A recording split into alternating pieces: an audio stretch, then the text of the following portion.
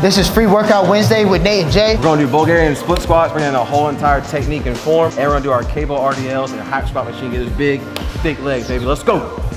Exercise 1. We got rear foot elevated split squat. Some people call them Bulgarians. I like rear foot elevated split squat, but either way, I'm gonna tell you right now, before I even get started, I hurt my back. Hurt my lower back really bad in college. Probably college football. Pretty much like it was from back squatting and like deadlifting. So I had to figure out a way to still get my legs stronger and bigger, but without doing so it's gonna mess up my lower back. So long story short, I went from like 420 to like 540, bro, on my squat. Not doing back squat. So for 2 months, all I did was 2 things.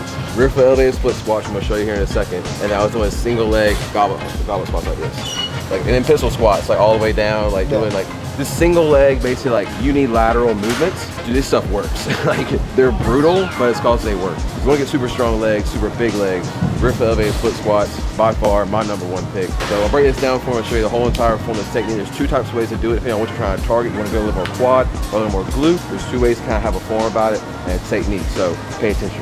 Just get warmed up. This is a little hack. Whenever you're getting set up, if you sit on your heel and you put your leg straight out in front of you in terms of how far to put your leg out, boom, perfect position.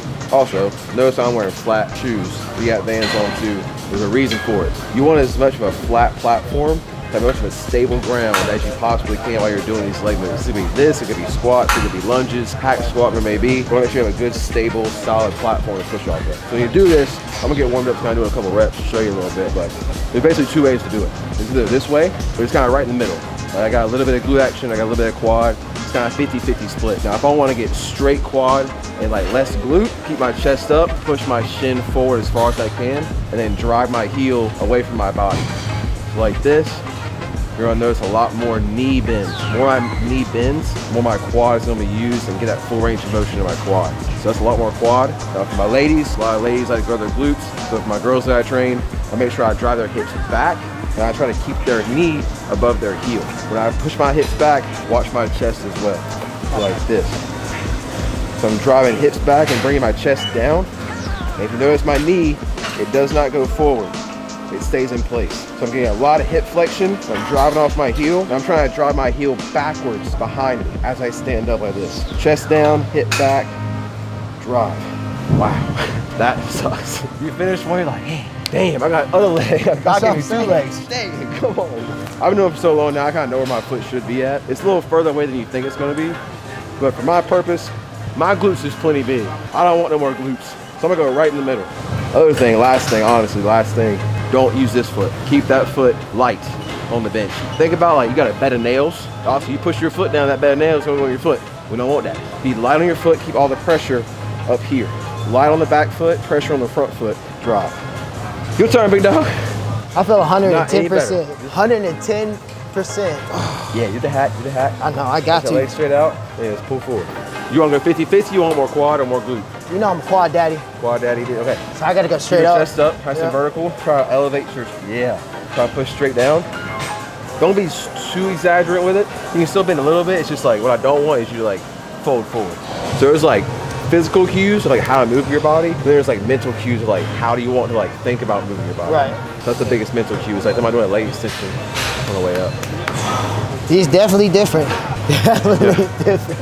I'm good with the 25. We just stay right here. Less is more. That's what I'm saying. Quality over quantity, right? They ain't gotta be explained. Depending on the goal, you have to understand, are you pushing for more strength or do you want more size? Like you'll get both regardless if you work out, but depending on what exactly the specific goal and purpose of why you're working out, there's different ways to get to that goal. If you want like big, juicy, massive quads, the eccentric portion of this movement is 10 times more important than the concentric. So the going down, like the lengthening of the quad, like the eccentric on the way down versus the concentric going up, go down slow. Keep tension the whole entire time in the quad and go down slow as you bend and lengthen the muscle. That's going to translate to way more like actual like size and growth for hypertrophy purposes versus like strength and power. It's more about the concentric going up.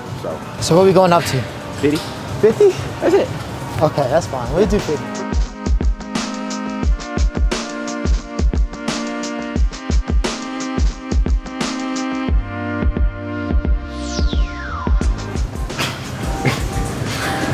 Totally different, bro. For quads and glutes, it doesn't better, bro.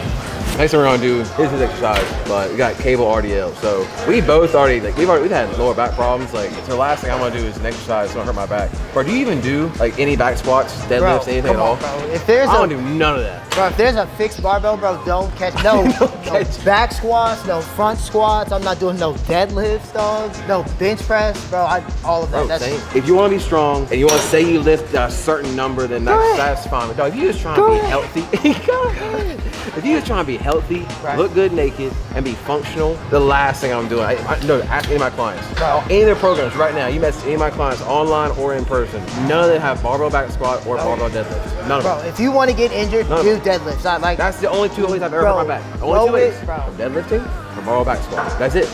I've never done anything else. And I'm telling you, bench, if you want to fuck up your shoulders. Don't get me started on that. Go ahead, do bench. If you want to mess up your shoulders, try that max weight, 1 RPM, dumb as hell. Stop doing it. Dumbbell, chest press, bring your elbows in. Way better contraction on the muscle. My chest got overall better bigger. exercise. My chest got bigger, stronger, more developed. Like just genetically, I have a very small chest. My dad has a small chest, just which is what you have growing up. It sucks, but like, so I worked really hard to get my chest. That's why I borrow bench all the time, because I thought that would get me there. Worst thing I ever did in my whole life. Your chest, a range of motion, it goes from here to here. So for me to fully contract my chest, this is a full max chest contraction right here. How you do a barbell bench press? It don't even make sense. Or are you missing half the rep? It don't even make sense if you compare it to the anatomy of the body. It's that, like, why don't you do it, bro? Anatomy. Bro, it's just not. That's my argument. Bro, live smarter, and you don't have to lift as hard. Like, it is like you live smart, less is more. So now we have your cable RDLs. I like these a lot just because it takes the stress off the lower back. I used to have pretty bad lower back issues, so I substituted it with this. I like doing the cables as the grip instead of the actual rope extension. So you just want to extend back. Then here you want to hinge at the hips, and as you're going down, let your arms stretch that hamstring.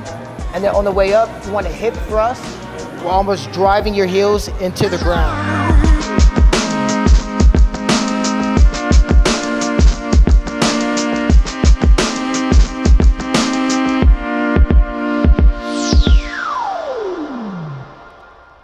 All right, hack squat machine, man. This thing ain't no joke. There's probably been 3 or 4 times where like I've thrown up in a gym. This has been at least 3 of those 4. Yeah. Like this hack squat machine, bro, it will pull the demons out of me. Literally, will pull them This is different. into a trash can.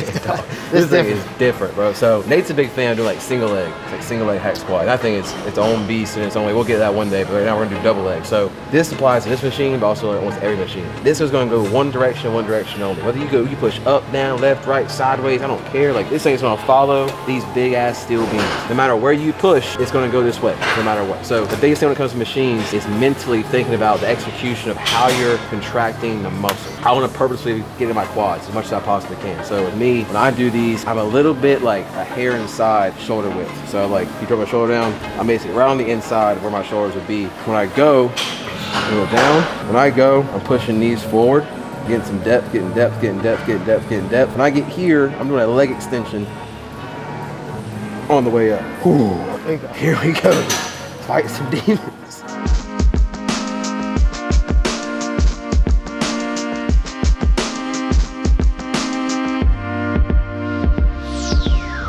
That's the leg day with Nate and Jay. If you guys enjoyed this video, please like, comment, subscribe. We'll see you next time, baby. Let's get it.